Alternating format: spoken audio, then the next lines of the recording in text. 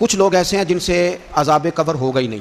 میرے رسول کریم صلی اللہ تعالی علیہ وسلم نے ارشاد فرمایا کہ جو اللہ کے راستے میں شہید ہو گیا، یہ سنن نسائی میں موجود ہے، اسے عذاب قبر نہیں ہوگا، بلکہ ایک حدیث میں تو فرمایا حساب کتاب ہی نہیں ہوگا، اللہ بغیر سوال جواب کے جنت عطا فرما دے۔ کچھ لوگوں کو لوگوں کی بخشش پہ بھی مسئلہ ہی بنتا ہے کہ کوئی بخشا نہ جائے۔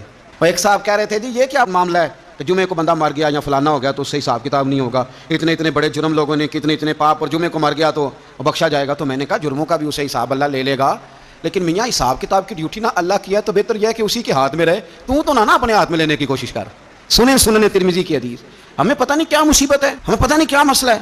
ایک جنازے سے میں نکلا، آپ یقین کریں کبھی کبھی کلیجہ پھٹ جاتا ہے۔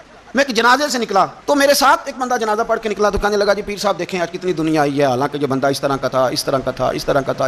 میں نے اسے کہا یار تجھے تو فکر ہی لگ گیا کہیں جنت میں چلا ہی نہ جائے، تو اس طرح کرنا جنت کے دروازے کے سامنے کھڑے ہو جانا ڈنڈا لے کے کہ میں نے نہیں جانے دینا۔ شرم آنی چاہیے ہمیں۔ اللہ فرماتے ہیں جنت اتنی چوڑی ہے جتنے زمین و آسمان، اس کی چوڑائی زمین اور آسمان کے برابر ہے، تو ہم تو اپنے علاوہ کسی کو جانے نہیں دینا چاہتے جنت میں۔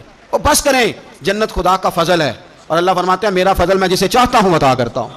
یہ سنن ترمذی کی حدیث، اور اس کے راوی حضرت عبداللہ ابن عمر رضی اللہ تعالیٰ عنہ، نبی پاک علیہ السلام نے فرمایا جو مسلمان جمعے کے دن یا جمعے کی رات کو فوت ہو، اس کو اللہ تعالیٰ قبر کی آزمائش سے محفوظ رکھتا ہے۔ جو جمعے کی رات فوت ہو جائے یا جمعے والے، یعنی جمعے رات اور جمعے کی درمیانی رات چلا جائے یا جمعے والے، تو اللہ اسے عذاب قبر سے۔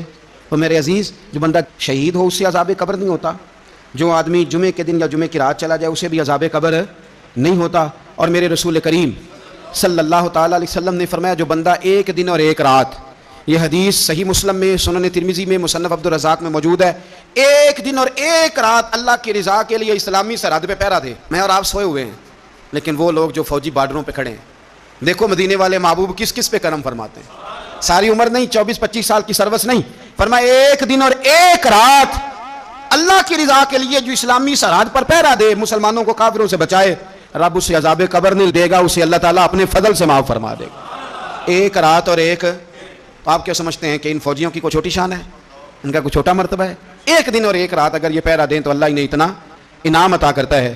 اسی طرح سن لو، یہ ذرا غور سے سننا، ابن ماجہ کی حدیث، اور اس کے علاوہ مسند ابو یعلا میں موجود حدیث کے راوی حضرت ابو ہریرہ رضی اللہ تعالی عنہ، حضور صلی اللہ تعالی علیہ وسلم نے فرمایا جو شخص بیماری سے فوت ہوا، قربان جاؤں میرے محبوب نے بیماری کا نام ہی نہیں لیا، فرمایا کوئی بھی بیماری ہو، فرمایا جو آدمی بیماری سے فوت ہوا اللہ اسے شہادت کی موت عطا فرمائے گا، اور وہ عذاب قبر سے اور قبر کے امتحان سے بھی محفوظ رہے گا، اور حضور فرماتے ہیں اس کو صبح اور شام جنت کے باغوں میں سے رزق دیا جائے گا۔ جو کسی بھی بیماری سے مرا، یہ لوگ بیماری سے مر رہے ہیں تو لوگوں نے اچھوت سمجھ رہے ہیں، اچھوت، یہ اچھوت نہیں ہے، اس لیے کہ لوارث نہیں، یہ خدا رسول کے ماننے والے ہیں، تم انہیں اچھوت کہہ رہے ہو اور مدینے والے رسول انہیں شہید فرما رہے ہیں۔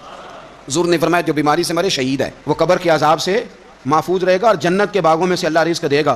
لوگ کہتے ہیں دیکھو جی بڑا تنگ ہو کے دنیا سے گیا ہے، تو اس بندے کو بھی عذاب قبر نہیں ہوتا۔ اسی طرح جو بندہ سورہ ملک پڑھتا ہے، سنن ترمذی میں حضرت ابن عباس سے روایت ہے کہ حضور صلی اللہ علیہ وسلم کے ایک صحابی نے ایک جگہ خیمہ لگایا تو وہاں سورہ ملک پڑھنے کی آواز آتی، کوئی بندہ پڑھنے والا نظر نہیں آتا تھا۔ جب حضور کی بارگاہ میں عرض کیا تو فرمایا وہاں قبر تھی اور قبر کے اندر بیٹھ کے میرا صحابی سورہ ملک کی تلاوت کر رہا۔ اگر ہمیں خسرہ نمبر یاد ہو جاتا ہے نا اپنی جگہ کا، اور ہمیں پتہ ہوتا ہے کہ میرے والا حصہ کتنے کروڑ کا ہے، اگر ساری کہانیاں ہمیں یاد ہوتی ہیں تو سورہ ملک بھی ہمیں یاد ہو سکتی ہے۔ موبائل پہ اس کو ریکارڈ کر لیں، پھر اس کو سنیں کبھی بھی سورہ ملک میں۔ اور ہمارے سلسلہ عالیہ میں تو سورہ ملک وظیفہ ہے، ہمارے الوظیفۃ الکریمہ میں اعلیٰ حضرت نے لکھا ہے کہ رات کو سورہ ملک اور سورہ یاسین کے بغیر سونا نہیں۔ سورہ ملک اتنی شاندار صورت ہے کہ نبی پاک صلی اللہ علیہ وسلم نے فرمایا یہ قیامت کے دن اللہ کی بارگاہ میں ناز سے جھگڑا کرے گی اور کہے گی اے اللہ یہاں تو میرے پڑھنے والے کو جنت عطا فرما یا مجھے قرآن پاک سے علیحدہ کر دے، تو رب کریم پھر اپنے فضل سے پڑھنے والے کو جنت عطا کرے گا۔